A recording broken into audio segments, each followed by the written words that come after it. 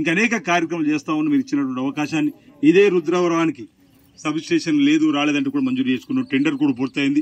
వింటున్నా ఒకరిద్దరు కలిసి ఏదో జాగా కాడ ఇబ్బంది పెడుతున్నట్టుగా దయచేసి అలాంటి ఇబ్బందులు పెట్టకండి.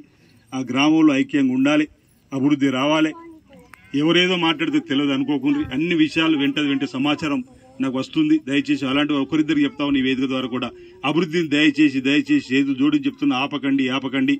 అలాంటి వారి పట్ల నేను కఠినమైన నిర్ణయాలు కూడా తీసుకోవడానికి కోసం ఎలాంటి వెనుకో నాతో 30 సంవత్సరాలు ప్రయాణం చేస్తున్నప్పటికి కూడా అభివృద్ధి అనేది మనం ప్లేన్గా ఉండాలి.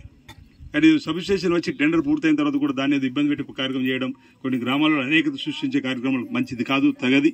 అన్నదమ్ములు కలిసి ఉండాలి.